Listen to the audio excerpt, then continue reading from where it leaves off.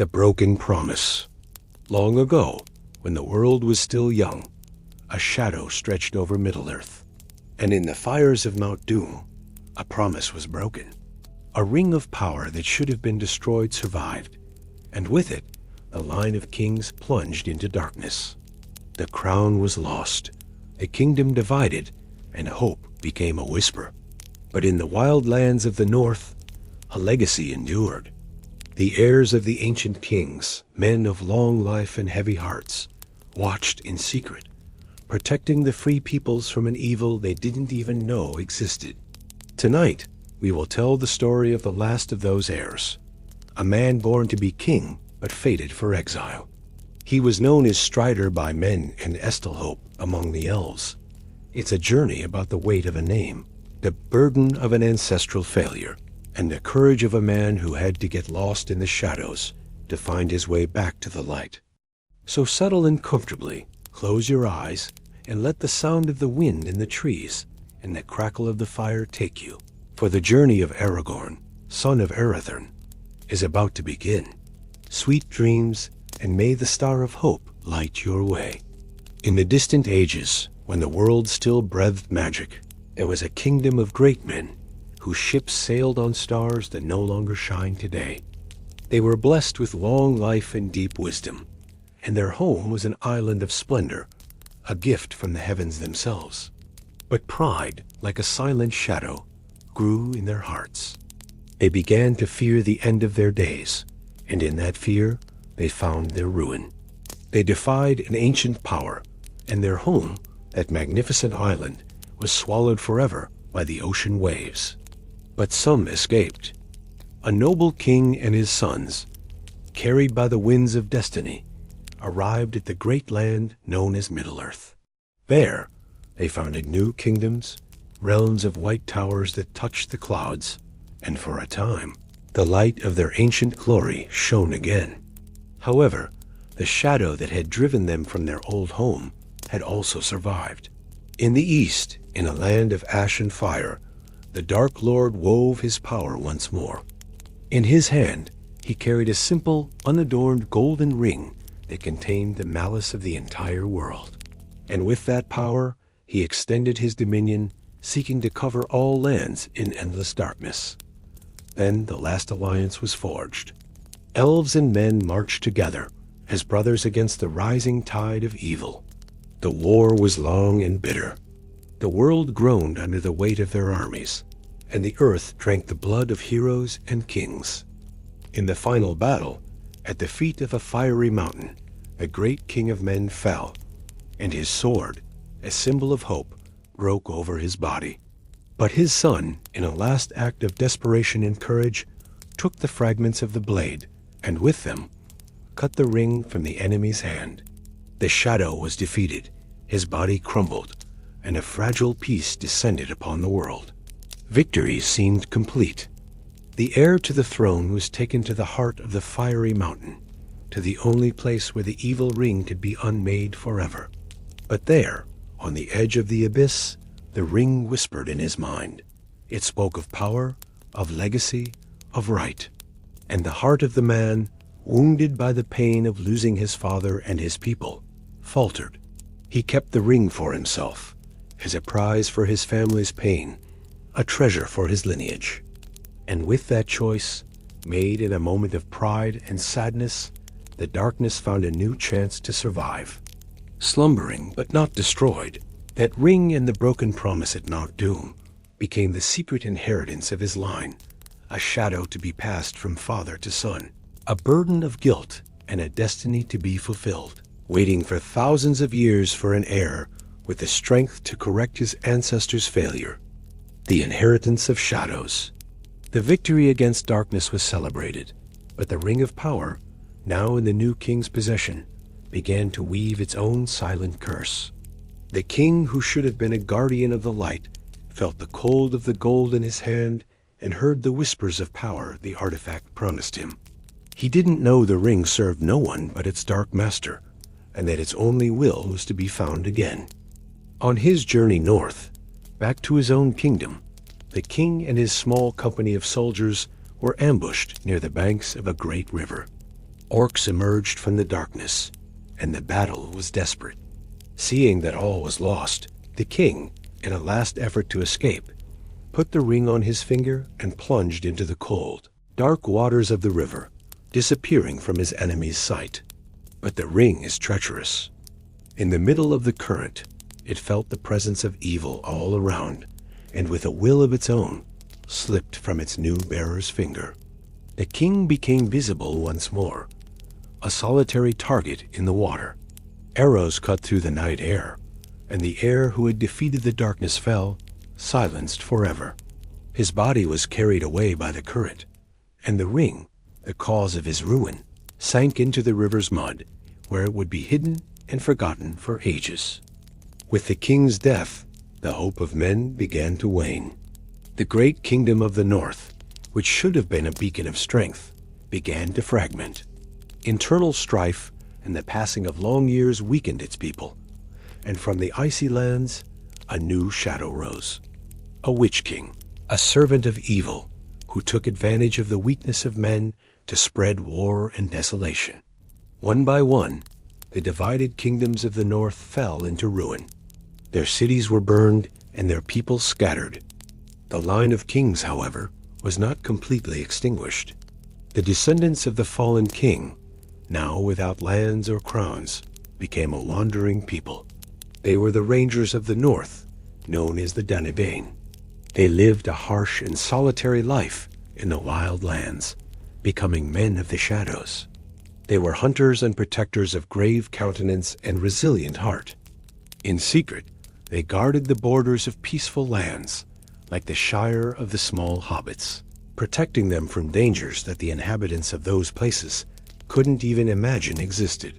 From father to son, they passed on the symbols of their lost heritage.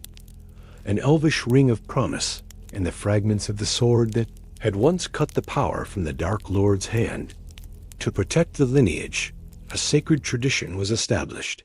Each son of the chief of the Dunedain, when still a small child, was secretly sent to a hidden elvish valley called Rivendell.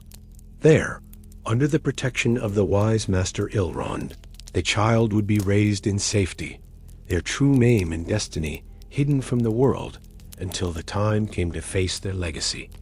And so, for nearly 1,000 years, the flame of hope was kept alive, a solitary ember in the darkness, awaiting the day when a new heir would emerge, a man destined to bear the weight of his ancestors' failure and to forge a new future for men, the last refuge. After the death of the last king and the fall of the North Kingdom, the world for the heirs of Isildur became a colder and darker place. The great cities that their ancestors had built were now just green hills and moss-covered stones where the wind whispered stories of a forgotten glory. The crown was broken, the throne empty. The lineage that had once ruled vast territories was reduced to a handful of survivors, a people who lived in the shadows, hunted and distrustful. They became the Dunedain, the Rangers of the North. Their life was a constant vigil, an existence dedicated to protecting the lands their ancestors had lost. They lived in the wild lands, in hidden camps in dense forests or in rocky shelters. Their faces were grim, marked by time and worry, and their eyes carried the wisdom and sadness of a long memory. They sought no glory or recognition. Their reward was silence, the continuing peace of the lands they protected without anyone knowing. They became masters of stealth and survival, learning to read the stars, to follow the trails of orcs, and to feel the subtle change in the air that announced the approach of evil. They were few, but their heritage gave them a strength and longevity that other men did not possess. Each chief of the Dunedain carried with him the symbols of his birthright, not as a king's jewels, but as the burden of a legacy. The first was an ancient ring with the emblem of intertwined serpents, an elvish gift given to one of their noblest ancestors, a symbol of an old friendship and a promise of help. The second were the fragments of the sword Narsil, the blade that had been broken, kept as a relic and a prophecy, the promise that one day it would be reforged when the heir returned. To ensure the lineage did not die out, A sacred tradition was established. Each son of the Dunedain chief, when still a small child, was secretly taken to a hidden valley, a place of timeless beauty and deep peace known as Rivendell. It was the last refuge of the elves in Middle-earth, ruled by the wise and powerful Elrond. There, amidst singing waterfalls and halls open to the stars, the child would be raised in safety, far from the dangers of the world and the enemies who hunted their lineage. In Rivendell, the child was given a new name, a name that concealed his true identity, and was taught the customs and wisdom of the elves. Elrond, who had witnessed Isildur's failure at Mount Doom, felt a deep responsibility for his line. He guarded the fragments of Narsil and the ring, protecting the heirs not only from their enemies, but also from the weight of their own destiny, until they were ready to bear it. This tradition continued for centuries. A flame of hope kept burning in the darkness. The Rangers of the North continued their silent vigil while their future leaders grew in wisdom and strength in the hidden valley. It was an existence of sacrifice, a long wait for the fulfillment of a prophecy. And it was in this world of shadows and secrets, of duty and exile, that the last heir was born, a man destined to walk even darker paths, but also to bring a new dawn to the realms of men. Estel, the Hope, in the halls of Rivendell, where the light of the stars seemed brighter and time moved like a slow, deep river, he grew up a boy. He didn't know his true name or the weight of the lineage that ran in his veins. To everyone in the hidden valley, he was Estel, which in the Elvish tongue means hope. It was a name given by Elrond, the master of the valley, as a foretelling and a prayer. The hope that this boy, the last of a long line of exiled kings, could one day heal the world's wounds. Estel grew up as Elrond's adopted son, surrounded by the wisdom and beauty of the elves. He learned to speak their language, to sing their ancient songs, and to read the signs of the forest and the sky.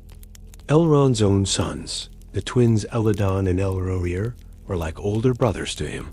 With them, Estel learned to wield the sword and the bow, to ride like the wind, and to endure the hardships of the wild lands. And the boy, though mortal, showed a courage and resilience that impressed even the elves. He was quick to learn, and his heart was noble and kind. But despite all the love and care he received, there was a melancholy in his eyes. He felt that he didn't fully belong there. He was a mortal in a kingdom of immortals, a winter leaf in a valley of eternal spring. He saw the sadness in the eyes of his adoptive father, Elrond, a sadness he didn't understand, and he felt the weight of a destiny that had not yet been revealed to him. As he grew, he often visited the hall where the fragments of Narsil, the broken sword, were kept on display. He felt a strange connection to that shattered blade, as if it held a part of his own soul. He spent hours looking at the steel shards, imagining the story behind them, the hand of the great king who had wielded it, and the force that had broken it. His mother, Gilran, also lived in Rivendell, but rarely spoke of her past or his father. She watched him grow with a mix of pride and fear. She saw in him the strength of his ancestors, but also feared the dangerous path he was destined to walk. She knew that Estel's life would not be one of peace, but of struggle and sacrifice. And so the years of his childhood and youth passed in a protected peace, an interlude of learning and growth before the storm. He became a strong and skilled man, versed in both the arts of war and the wisdom of the elves, but his heart remained restless, as if searching for something he couldn't name. He was still Estel, a young man full of hope and potential, but the time of his ignorance was coming to an end. Soon, Elrond would call him and reveal the truth, and the name Estel would give way to a much older and heavier name, Aragorn, son of Arathorn, heir of Isildur and the rightful king of Gondor. Hope was about to be tested, the revelation of destiny. When Estel turned 20, he had become a man at the height of his strength and nobility. Elrond, who had watched him grow with a father's care, decided that the time had come. He called him to his chambers, and with a solemnity that weighed in the air, revealed the truth that had been kept for 2 decades. He told the young man about his true name, Aragorn, and about his lineage, a direct descendant of a long line of kings. He spoke of his father, Arathorn, who had fallen in battle, and of his ancestor, Isildur, who had defeated the Dark Lord, but failed to destroy the ring. He spoke of the burden and the hope that now rested on his shoulders. Along with the truth, Elrond handed him the symbols of his heritage. The first was the Ring of Barahir, an ancient jewel in the shape of 2 serpents with emerald eyes, one crowning the other with a garland of golden flowers. It was a ring of friendship and promise, a treasure from a forgotten age. The second were the fragments of Narsil, the broken sword.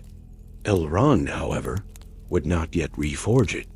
"The sword shall be reforged when the ring is found," he said, "and when the hour comes." But that hour has not yet come. The weight of that revelation was immense. Aragorn, who until then saw himself as an orphan raised by charity, now understood the sadness in his own eyes and the feeling of not belonging. He was the heir to a lost throne, the bearer of an ancestral failure. The life of simplicity and hope as Estel was over.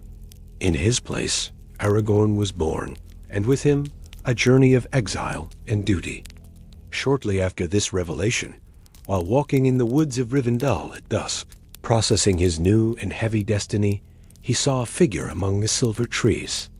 It was an elvish maiden of such stunning beauty that Aragorn thought he had entered a dream. Her hair was as dark as night, her gray eyes shone like the clearest stars, and on her face was the light of a timeless wisdom. He thought he was seeing Thene Tinville, the legendary elf about whom the song spoke, who had chosen the love of a mortal. He called her by that name, Tinville, which means nightingale. The maiden turned and smiled. She was Arwen, the daughter of Elrond, who had recently returned from Lothlorien, the land of her grandmother, Galadriel. Aragorn had never met her, for she had spent most of her life away from Rivendell. In that moment, under the trees of the Enchanted Valley, Aragorn fell in love. His heart, which until then had been heavy with the burden of his destiny, found a new light, a new hope. Arwen, who carried within her the light of the twilight of her people, also saw in him something more than a mortal man. She saw the nobility of his ancestors and the greatness he could achieve. They spent many seasons together, walking through the gardens of Rivendell, sharing stories and songs. A deep and silent love grew between them, but it was a love tinged with sadness. Arwen was a star of the evening, an immortal elf. Aragorn was a mortal, though of long life. To be together, Arwen would have to renounce her immortality and accept the fate of men, a destiny of loss and death. Elrond, who loved them both, saw the pain this love could cause. He saw the same fate of Thene repeating itself. When he learned of the love between his daughter and his adopted son, he called Aragorn.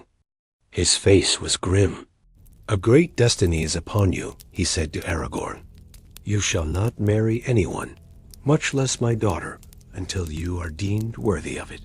You must become king of Gondor and Armor, for only then will our marriage be permitted." Elrond's condition was not a punishment, but a challenge. It was a test to prove Aragorn's strength and determination. With a heavy heart, but with a new resolution, Aragorn accepted.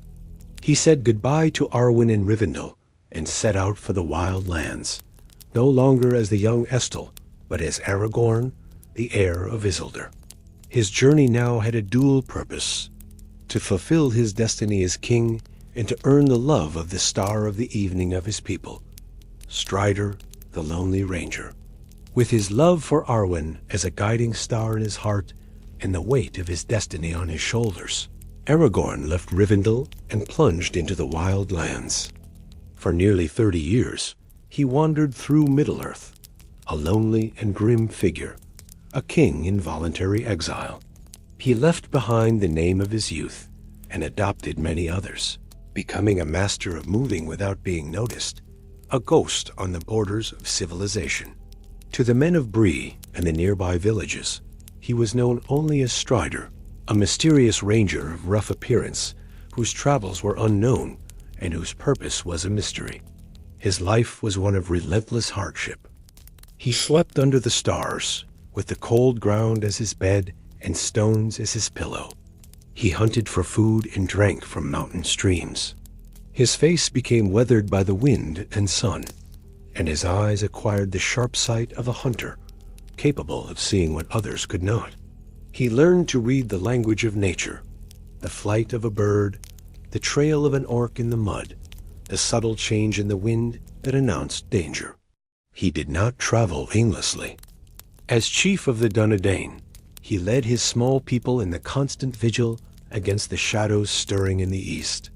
He and his fellow rangers patrolled the borders of Eriador, the vast and empty land where their ancient North Kingdom had once flourished.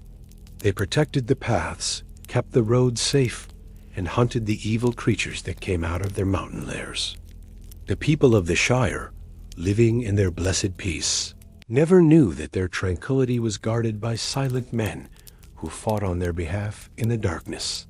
But his journeys took him far beyond the borders of the north.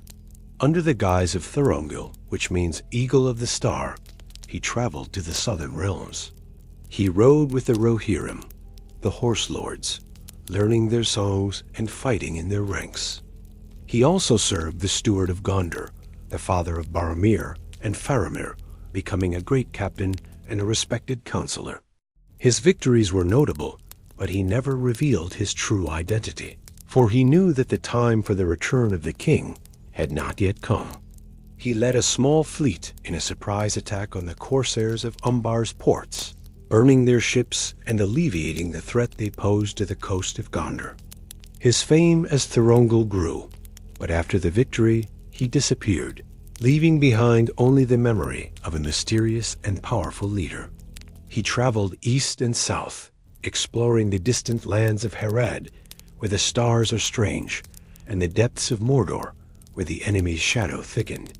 He learned about Sauron's strength, his servants, and his plans, gathering knowledge that would prove invaluable in the years that would follow. On all his travels, he was guided by a wisdom and a resilience that seemed superhuman. The bloodline of Numenor ran strong in him, giving him a long life and a clarity of vision.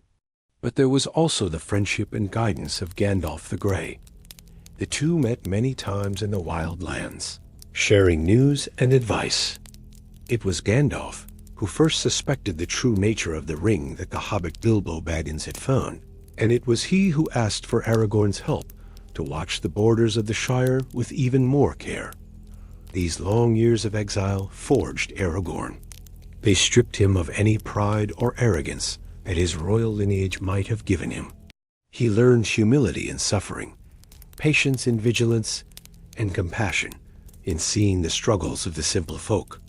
He became a healer, knowledgeable in the properties of herbs and the arts of curing. He was a king, but a king who had known hunger, cold, and loneliness. When the time came to claim his throne, he would not be a distant lord, but a leader who understood the price of peace and the value of every life. His solitary journey was silently preparing him for the great destiny that awaited him, the hunt for Gollum.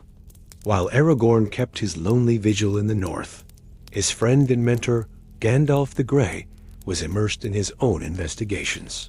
The magical ring that the hobbit Bilbo Baggins had found in the Goblin Caves deeply troubled him. Its long absence from the world, the way it extended its bearer's life, and the invisibility it granted were disturbing characteristics that echoed ancient legends about the greatest and most dangerous of the rings of power. Gandalf spent years traveling, scouring dusty archives in Minas Tirith and seeking the wisdom of Elrond.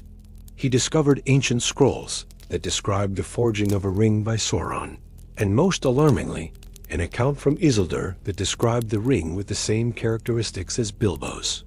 Gandalf's suspicion became a terrifying certainty. The enemy's ring, which was thought to be lost forever, had been found. To confirm his suspicions, Gandalf needed one last piece of the puzzle. He needed to find the creature from whom Bilbo had taken the ring, the creature named Gollum. He knew that Gollum, having possessed the ring for nearly 500 years, would have been corrupted by its power and might know more about its true nature. But Gollum had disappeared from the Misty Mountains, lured into the outside world by the loss of his precious. It was then that Gandalf sought the help of the only man in Middle-earth, with the skill and endurance to track a creature so cunning and elusive through the wild lands. Aragorn. The mission was of extreme importance and danger. They needed to find Gollum before Sauron's servants did. Thus began the great hunt. For years, Aragorn and Gandalf, sometimes together, sometimes separated, traversed vast expanses of Middle-earth. Gollum's trail was old and cold, but Aragorn's skill as a tracker was unparalleled. He followed subtle clues, a stolen fishing boat, the skeleton of a fish left on a riverbank, the whisper of a local legend about a phantom creature haunting the swamps. The search led him south, through the desolate lands bordering Mordor. The air there was heavy and oppressive, and the very land seemed sick. He felt the enemy's eyes watching from his dark tower. It was a dangerous game of cat and mouse. Aragorn hunted Gollum, while Sauron's spies, who had also heard rumors about the creature, hunted both of them. Finally, after a long and exhausting pursuit, Aragorn found Gollum in the dead marshes, a desolate landscape of haunted bogs and fens filled with the ghosts of an ancient battle. Capturing the creature was a Herculean task. Gollum was surprisingly strong, agile, and full of a malicious cunning. The fight was desperate, but Aragorn managed to subdue the creature, binding him with ropes. The journey back was even more difficult. Gollum was a reluctant and treacherous prisoner. He fought, bit, and whispered poisonous words into Aragorn's mind during the long nights. Aragorn's compassion was tested to the limit. He saw in Gollum what a long and solitary life under the ring's influence could do to someone. It was a dark and distorted reflection of his own exile. Aragorn led the prisoner north, through Mirkwood, to hand him over to the care of the elves of King Thranduil, where Gandalf could interrogate him in safety. It was a dangerous trip, full of perils and trials, but he fulfilled his mission. The capture of Gollum was a crucial turning point.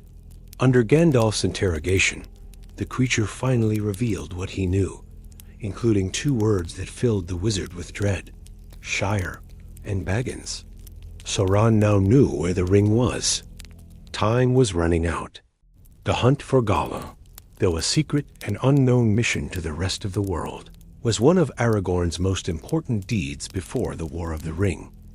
It demonstrated his incredible skill, his endurance, and his compassion, and most importantly, it placed him at the center of the events that were about to unfold, inextricably linking his fate to that of a small hobbit who carried the greatest burden in the world, the prancing pony. After Gollum's capture and the terrible discovery that the enemy knew about the Shire, urgency took over Gandalf. He rushed to the land of the hobbits to advise Frodo Baggins, Bilbo's nephew, and the new ring-bearer. The mission was clear. Frodo must take the ring to Rivendell, the only safe place where its fate could be decided. Gandalf promised to meet him in Bree, an ancient village of men that lay on the border of the wild lands. But the wizard was intercepted and imprisoned by Saruman the White, who had become corrupted and could not keep his appointment. Meanwhile, Frodo and his hobbit companions, Sam, Merry, and Pippin, traveled with growing fear. They were pursued by terrifying figures dressed in black, riders who seemed to sniff the very air in search of the ring. They were the Nazgul, the Ringwraiths, the 9 human kings whom Sauron had enslaved with other rings of power, now his most terrible servants. After a dangerous crossing through the Old Forest and the Barrow Downs, the hobbits finally reached the village of Bree and its most famous inn, the Prancing Pony. The inn was a noisy and smoky place, frequented by men, dwarves, and other travelers. For the small hobbits, it was an intimidating and strange environment. In a dark corner of the common room, sitting alone and smoking a pipe, was a man. He wore worn-out boots and a hood that covered his face, but his eyes gleamed in the dim light with a remarkable intensity. It was Aragorn, known there only as Strider. He was in Bree at Gandalf's request, waiting for the hobbits to ensure their safety. Aragorn watched the hobbits carefully. He saw the innocence and fear in their eyes, but also an unexpected courage. When Frodo, through a foolish accident, put on the ring and disappeared in front of the entire inn, Aragorn knew he had to act. He confronted them, revealing that he knew of their mission and the danger they were in. The hobbits, naturally, distrusted the strange ranger, but Aragorn showed them a letter from Gandalf that the innkeeper gave them, confirming Strider's identity and the need to trust him. The letter contained an enigmatic verse, an ancient prophecy about the heir of Isildur. All that is gold does not glitter. Not all those who wander are lost. The old that is strong does not wither. Deep roots are not reached by the frost. From the ashes of fire shall be woken. A light from the shadows shall spring. Renewed shall be blade that was broken. The crownless again shall be king. That night the danger became mortally real. The Nazgûl attacked the inn, invading the room where the hobbits were supposed to be. But Aragorn, foreseeing the attack, had moved them to another room. The beds were slashed, and the murderous intent of the Ringwraiths was clear. There was no more time to lose. Under Aragorn's leadership, the small group left Bree before dawn, plunging into the wild and dangerous lands that stretched between the village and the refuge of Rivendell. For the hobbits, Aragorn was their only hope, an experienced guide and a silent protector. For Aragorn, those four small beings represented the burden of his destiny. The innocence he had protected for so long was now under his direct care, and he would do everything to lead them to safety, even if it cost him his own life. The journey of the yet unnamed fellowship had begun. A knife in the dark. The departure from Bree was silent and hurried, a flight in the twilight before dawn. Under Aragorn's leadership, the small company plunged into the wild lands of Eriador, a landscape of lonely hills, marshes, and ancient ruins. For the hobbits, this was a vast and threatening world, very different from the familiar fields of the Shire. But for Aragorn, it was his home, a place whose secrets and dangers he knew like the back of his hand. He guided them along hidden paths, avoiding the main roads where the Black Riders might find them. He taught them to move in silence, to find food and water, and to recognize the signs of nature. During the day, they walked under Aragorn's watchful eye. At night, he stood guard while they slept, his face illuminated by the small fire he dared to light, his eyes scanning the darkness, always vigilant. The journey led them to the top of Weathertop, an ancient hill that once housed a great watchtower. Now in ruins, from the summit they could see the landscape for miles in every direction. A strategic advantage, but also a dangerous exposure. It was there that the danger that pursued them finally reached them. That night, while Aragorn told stories of ages past to calm the hobbits' fears, they saw 5 dark figures approaching in the darkness. They were the Nazgûl. There was nowhere to run. Aragorn drew his sword and grabbed a burning brand from the fire, preparing for a desperate defense. The attack was swift and terrifying. The Ringwraiths advanced, their forms shrouded in black cloaks, emanating an aura of pure fear that chilled the heart. Their presence was so overwhelming that the hobbits were paralyzed. Frodo, feeling the irresistible call of the ring, put it on his finger. In the Shadow World, where he became visible to the Nazgûl, he saw their true forms. Ancient kings, now pale and ghostly figures with eyes that burned with a cold light. Their leader, the Witch King of Angmar, advanced and stabbed him in the shoulder with a Morgul blade, a cursed dagger whose tip breaks off in the wound, leaving a fragment to poison the victim and turn them into a wraith. In the last moment, Aragorn leaped forward, brandishing his sword and the flaming brand. The ringwraiths, vulnerable to fire, recoiled and disappeared into the night. But the damage was done. Frodo was grievously wounded. The tip of the Morgul blade was moving toward his heart, and a deadly cold was beginning to spread through his body.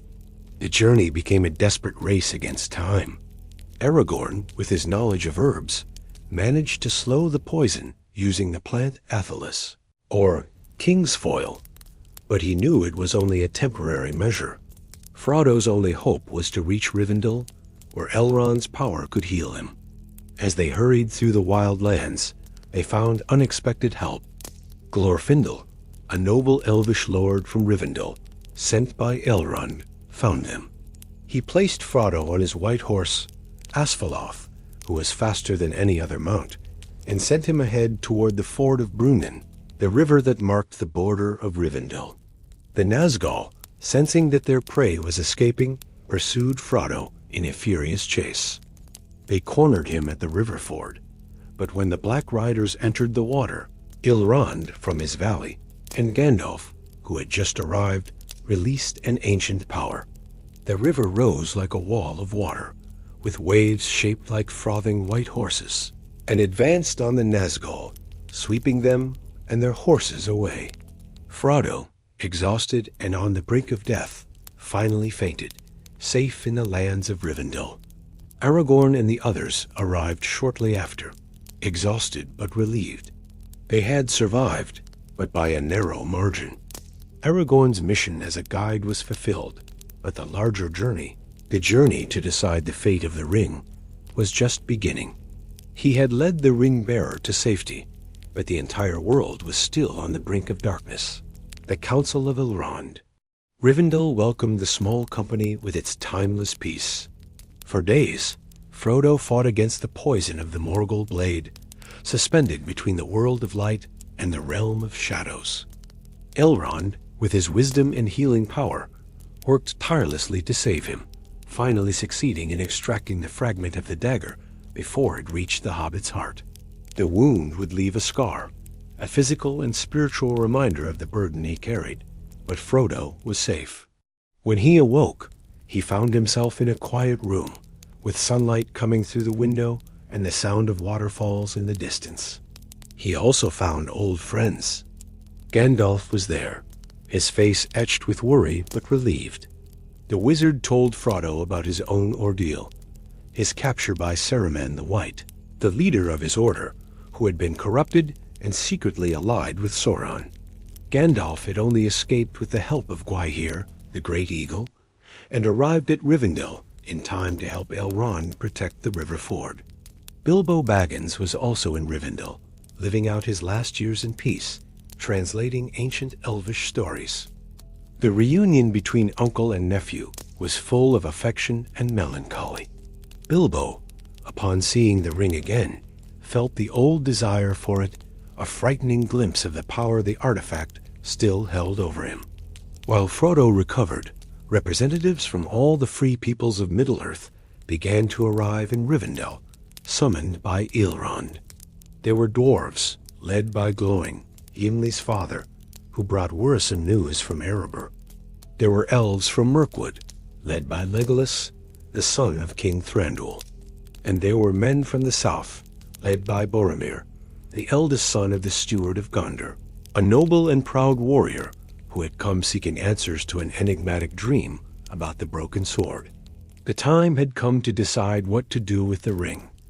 Elrond convened a great council, bringing together all the visitors, along with Aragorn, Gandalf, and the hobbits. It was there, in Elrond's great hall, that the complete history of the One Ring was told. Elrond narrated the story of the last alliance and Isildur's failure. Boromir spoke of Gondor's constant struggle against the shadow of Mordor.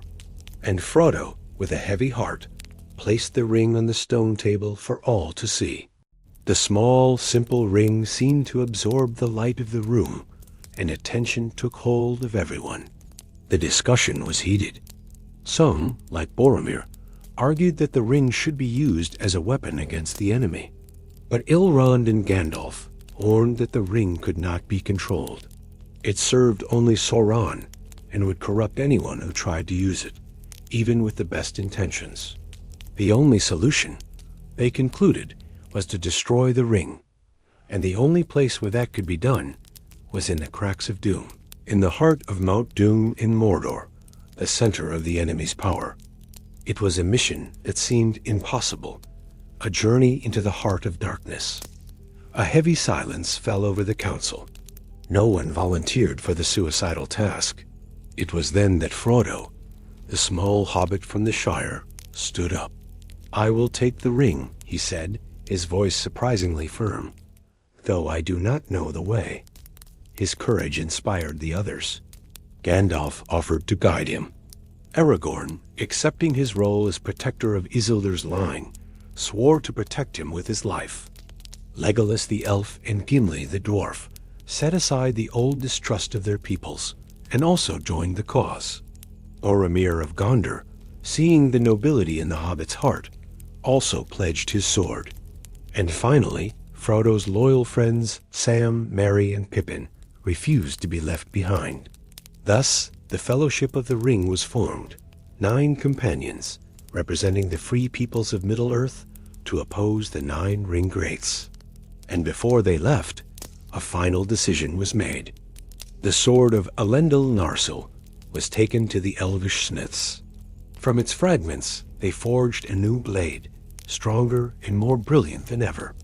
Aragorn named it Andril, the Flame of the West. As he wielded the reforged sword, Aragorn was no longer just Strider the Ranger. He was the heir of Isildur in his fullness, ready to face his destiny. The journey to Mordor was about to begin, and the future of Middle-earth depended on the success of that small and unlikely company. The Shadow and the Flame. With the formation of the Fellowship, the hope of the free peoples rested on the shoulders of 9 companions. They departed from Rivendell secretly at nightfall, beginning the long and perilous journey south. Aragorn, now wielding Andril, the Flame of the West, walked in the vanguard alongside Gandalf, his ranger senses sharpened for any sign of danger. The initial path led them through desolate and cold lands. They tried to cross the misty mountains by the pass of Caradhras, but the mountain seemed to have a will of its own. A relentless snowstorm, conjured by the mountain or by the enemy's power, forced them to retreat. Trapped and with no other apparent route, a difficult decision had to be made. Gandalf proposed an even more dangerous path, to pass under the mountains through the ancient and vast mines of the Dwarves, the realm of Khazad-dûm, better known as Moria. The mere mention of that name brought a dark silence to the group. Moria had once been the greatest and most magnificent kingdom of the dwarves, but long ago it had fallen into darkness, becoming a place of terror and grim legends.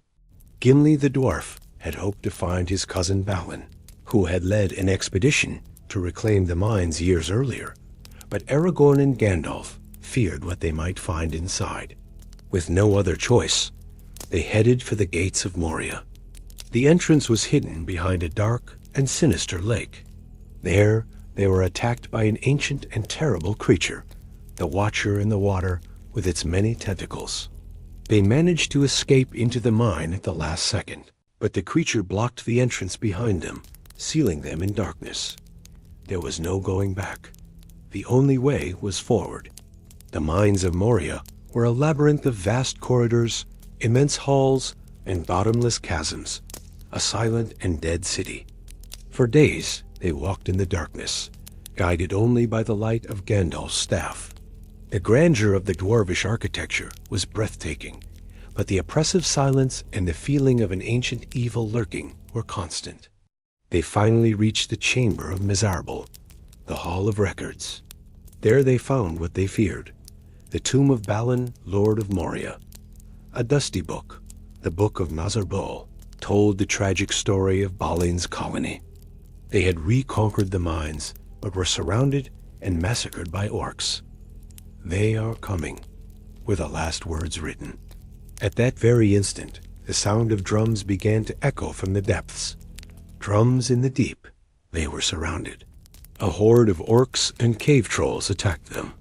The Fellowship fought bravely in the chamber, with Legolas firing his arrows, Gimli wielding his axe, and Aragorn and Boromir defending the hobbits with their swords. They managed to repel the attack and flee, but they knew that the orc army would pursue them through the corridors. They ran toward the bridge of Khazad-dûm, a narrow stone bridge that crossed an infinite chasm, the only way out to the eastern side of the mountains. But as they ran, a new and more terrible threat emerged from the darkness behind them. It was an immense shadow, wreathed in flames. It was a Balrog, a demon of the ancient world, one of the servants of the first Dark Lord who had been awakened by the dwarves' greed ages ago. Gandalf knew that this was a battle only he could fight. He stood in the middle of the bridge, blocking the passage. "You cannot pass," he shouted at the creature of fire and shadow. "I am a servant of the secret fire, wielder of the flame of Anor. The dark fire will not avail you. Flame of Udin, go back to the shadow. You cannot pass." The confrontation was brief but epic. Gandalf broke the bridge with his staff, and the Balrog fell into the abyss. But as it fell, the creature's fiery whip wrapped around the wizard's knee, pulling him into the darkness. With a final look at his friends, Gandalf said, "Fly, you fools," and disappeared into the abyss. The pain and shock of losing their leader were devastating, but there was no time for mourning. Aragorn, with a broken heart but with a resolution of steel, took command. "Through the bridge," he shouted. "Do as I say. Leadership is mine now."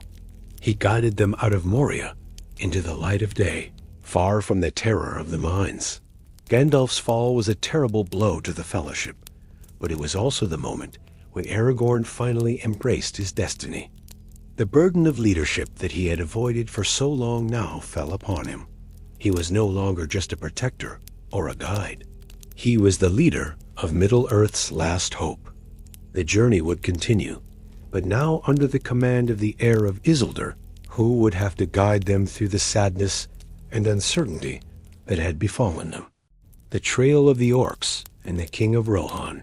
The sunlight seemed strange and pale after the darkness of Moria. The pain of losing Gandalf was an open wound in the heart of the Fellowship. They fled to the safety of the forest of Lothlorien, the Golden Wood, ruled by the Lady Galadriel and the Lord Celeborn.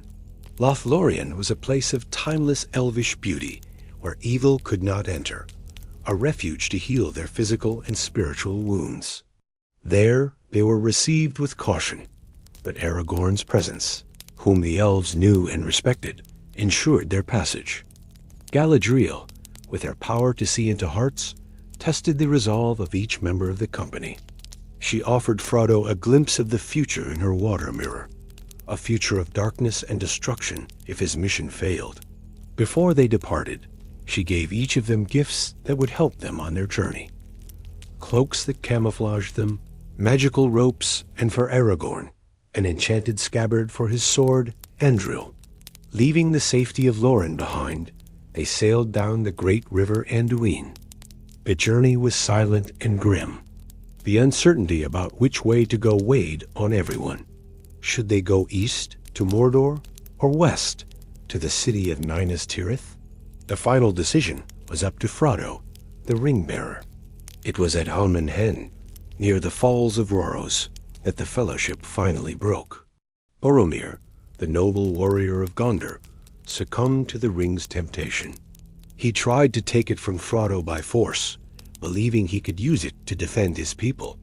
Frodo, terrified, used the ring to escape and, realizing that the artifact's influence would corrupt everyone around him, made a solitary decision.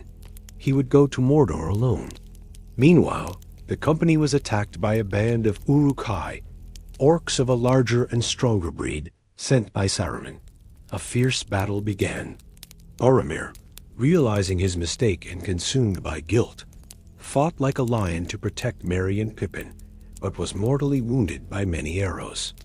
Aragorn, Legolas, and Gimli arrived too late. They found Boromir dying. In his last moments, he confessed his failure to Aragorn and recognized him as his king. "I would have followed you, my brother, my captain, my king," he said. Aragorn, with a heavy heart, promised that Minas Tirith would not fall. They placed Boromir's body in a funeral boat, along with his sword and his broken horn, and sent him over the falls of Uros, a final tribute to the brave son of Gondor. Merry and Pippin had been captured. Frodo and Sam had set off for Mordor alone. The fellowship was broken. Aragorn faced the most difficult choice of his life as a leader. Should he follow Frodo in the ring, or try to rescue the captured hobbits? With a sudden clarity, he made his decision. Frodo's journey was now beyond his reach. His duty was to the remaining members of his company. "We will not abandon the hobbits to torment and death," he declared. "Let's leave hope behind. We will follow the trail of the orcs." And so began an epic chase. For 3 days and 3 nights, Aragorn, Legolas, and Gimli ran across the plains of Rohan without rest, following the trail of the Uruk-hai. Aragorn's endurance was superhuman, a testament to his Numerian lineage. They were 3 hunters against a legion.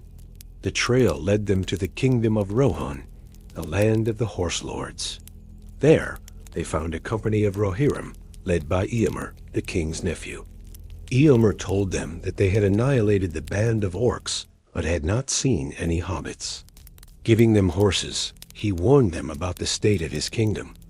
King Theoden was weakened, his mind poisoned by the treacherous words of his advisor Grima Wormtongue, who secretly served Saruman. Aragorn, Legolas, and Gimli rode to Edoras, the capital of Rohan. In the golden hall of Meduseld, they found the king, an old man stooped and oblivious to the danger that was approaching. It was then that Gandalf returned, no longer as the Grey, but as Gandalf the White, reborn with a new power after his battle with the Balrog. He broke Saruman's spell over Theoden, freeing the king's mind and restoring his ancient strength and courage. With their king healed, the people of Rohan prepared for war. Theoden, following Gandalf's advice, decided to lead his people to the safety of the fortress of Helm's Deep. Aragorn rode with them, no longer just as a ranger, but as an ally and a respected leader. On the way, they were attacked by wargs, and Aragorn, in a fierce fight, fell from a cliff and was presumed dead. But he survived, and, following Saruman's army, arrived at Helm's Deep in time to warn them about the immense strength of the enemy. 10,000 Uruk-hai were marching against them. The great battle for the survival of Rohan was about to begin. The king in exile and Helm's Deep. The fortress of Helm's Deep, carved into the rock of a mountain, seemed impenetrable, but the force marching against it was overwhelming. Saruman's army, composed of 10,000 Uruk-hai, was a legion of fury and steel, created with a single purpose: the total annihilation of the people of Rohan. Inside the walls, the defenders were few, a mix of veteran soldiers and men, and boys who could barely hold a sword. Hope was a fragile flame in the face of an imminent gale. On the night of the battle, a torrential rain began to fall, turning the field into a sea of mud. The silence before the attack was heavy, broken only by the sound of the rain and the fear in the hearts of the defenders. Then, from the darkness, Saruman's army emerged, a black tide of armor and torches that stretched as far as the eye could see. The sound of their steps and war cries was like thunder that shook the very stone of the fortress. Aragorn, alongside Legolas, Gimli, and King Theoden, fought on the wall with the fury of his ancestors. Andril, the flame of the west, shone with a light of its own, and every blow he struck was a blow of hope against despair. He was the personification of courage, inspiring the men of Rohan to fight beyond their limits. He was not just a ranger. That night, he was a king in exile, fighting for a people that was not his own, but whose cause he had embraced as his own. The battle was brutal. The Uruk-hai, with their ladders and battering rams, attacked the wall incessantly. Legolas and Gimli competed in a count of dead enemies, a small light of camaraderie in the midst of the chaos. But Saruman's power was great. Using a dark magic, his orcs detonated a mine at the base of the wall, opening a breach and invading the fortress. The fight moved into the courtyard. The defenders retreated, cornered, fighting for every inch of ground. Defeat seemed certain. It was then that Aragorn, seeing the hopelessness in Theoden's eyes, convinced him to make one last glorious charge. "Ride out with me," he said to the king. "Ride out and meet them by wrath, by ruin, and by a red dawn." At the first sign of daybreak, the gates of Helm's Deep opened. King Theoden, mounted on his white horse Snowmane, led the charge with Aragorn at his side. The charge was like an avalanche, catching the Uruk-hai by surprise. They cut a path through the enemy ranks, a last act of defiance against the darkness. At the moment they rode out, a miracle happened. On the top of the hill, against the rising sun, a figure on a white horse appeared. It was Gandalf the White, who had returned, and with him came Eomer and 1,000 riders of Rohan who had been in exile. With a war cry that echoed through the valley, the Rohirrim descended the slope like a wave of steel, falling on the rear of Saruman's army. The sight of the riders and the light of the rising sun terrified the Uruk-hai, who loved the darkness. Trapped between the king's charge and the fury of Emer's riders, they panicked. Their only escape route led them to a mysterious forest that had sprung up overnight in the valley, a forest of horns, ancient and conscious trees. No orc who entered that forest was seen again. The victory at Helm's Deep was complete but miraculous. It was a victory won by the courage of a people and by the leadership of a king who had rediscovered his strength. But for Aragorn, it was more than that. It was the first time he had acted openly as a leader of men, a foretelling of his destiny. That night, amidst fire and steel, the flame of the west shone brightly, and the world saw, for the first time in centuries, a promise of the return of the king. The paths of the dead. After the victory at Helm's Deep and the destruction of Isengard by the Ents, the war in the west seemed won. But Gandalf knew that this was just one battle in a much greater war. Sauron, the true enemy, was about to launch his main attack against the kingdom of Gondor. The warning beacons were lit, a desperate plea for help that spread from mountain to mountain, from Minas Tirith to Rohan. While King Theoden gathered his army to ride to Gondor's aid, a delegation of Dunedain from the north, Aragorn's people, arrived at his camp. They were 30 men led by Halberd, and they brought a message from Elrond. The days are short. If you are in haste, remember the paths of the dead. They also brought a gift from Arwen, a folded and sealed black cloth banner. Elrond's message was a reminder of an ancient prophecy and a terrifying path. The paths of the dead were a cursed passage through the White Mountains, inhabited by the spirits of the men of the mountain. In ages past, they had sworn allegiance to Isildur, Aragorn's ancestor, but when the hour of battle came, they betrayed their oath and hid. Isildur cursed them, condemning their spirits to find no peace until their oath was fulfilled. Since then, no living man who dared to enter that path had ever returned. Aragorn understood what he had to do. The army of Rohan, however brave, would not arrive in time to save Minas Tirith from the vast fleet of the corsairs of Umbar, allies of Sauron, who were sailing up the river Anduin. Only the army of the dead could intercept them. It was a path of terror and despair, a test that only the true heir of Isildur could face. He said goodbye to Theoden, and accompanied by Legolas, Gimli, and his loyal Dunedain, set off for the entrance to the paths of the dead, the black door of Dunharrow. The fear was palpable. Even the horses refused to approach the dark entrance to the mountain. Legolas, as an elf, did not fear the dead, but felt the weight of that place. Gimli the dwarf trembled with a dread he had never known. But Aragorn's determination was unwavering. "I do not fear death," he declared, and entered the darkness. Legolas and Gimli, out of loyalty to their friend, followed him. Inside, the silence was total and the air freezing. They felt the presence of countless spirits watching them, whispering words of despair and menace. The darkness was absolute, but Aragorn, as if guided by an inner light, led the way. They came to a great cavern where the army of the dead was gathered, a ghostly host of warriors with eyes that glowed with a pale light. The king of the dead stepped forward. "Why do you come?" His voice, which sounded like the grinding of stones, asked. Aragorn, wielding Andral, the reforged sword, answered with the authority of his ancestors. "To fulfill your oath," he said. "I am the heir of Isildur. I summon you to fulfill your oath." The dead, who had scorned all others, felt the power of the royal lineage in Aragorn. They followed him, coming out of the mountains like a silent avalanche of terror. They were an army that could not be harmed by any mortal weapon. Aragorn led them to the south of Gondor, to the port of Pelargir, where the Corsairs' fleet was anchored. The army of the dead fell upon the ships like a storm, sweeping away the enemies with a fear that paralyzed the heart. The victory was swift and total. The Corsairs were destroyed and their ships captured. On the riverbank, Aragorn stood before the king of the dead. "The oath is fulfilled," he said.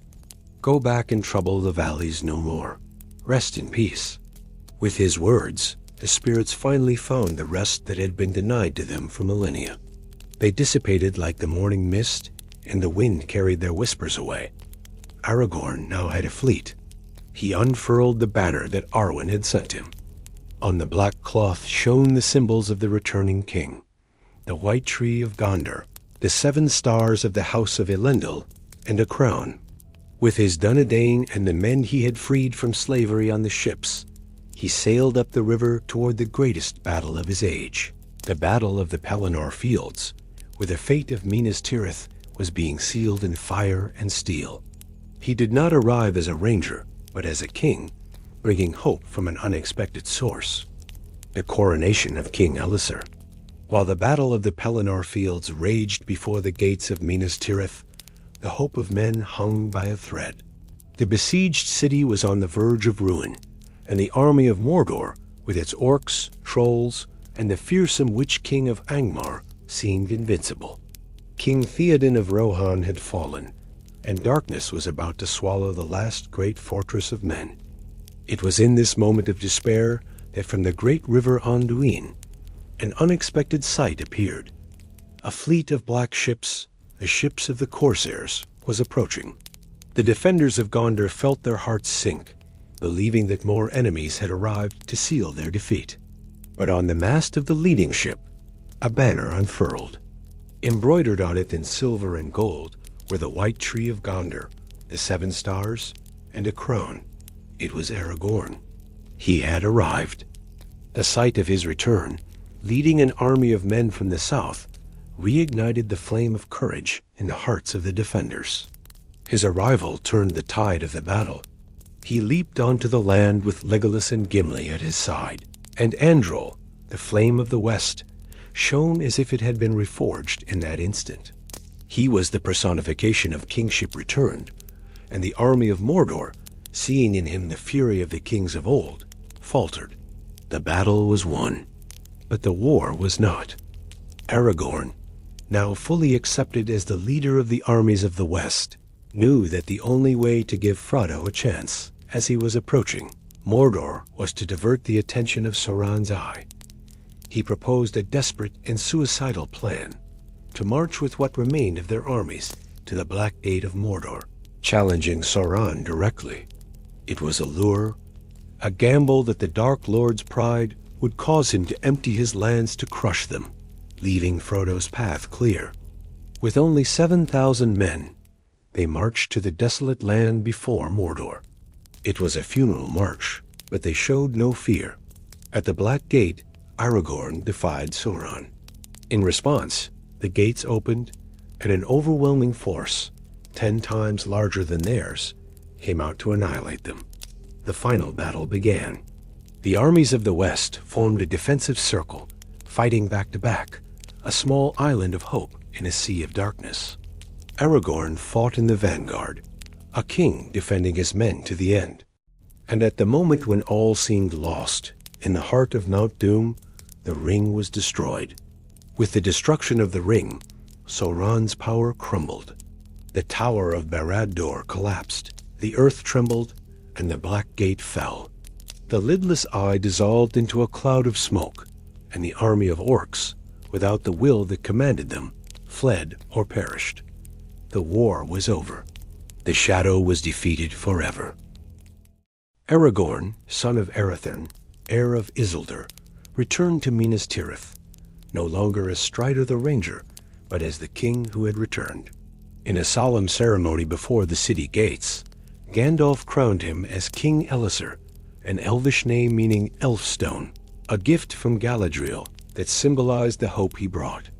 The line of kings, broken for 3,000 years, was restored. His first act as king was to heal. He entered the houses of healing, where Faramir, Eowyn, and Merry lay sick with the black breath of the Nazgul. With his hands and the herb Athelis, he brought them back from the brink of death, fulfilling the old prophecy. The hands of the king are the hands of a healer. His reign marked the beginning of the Fourth Age of Men, an era of peace and reconstruction.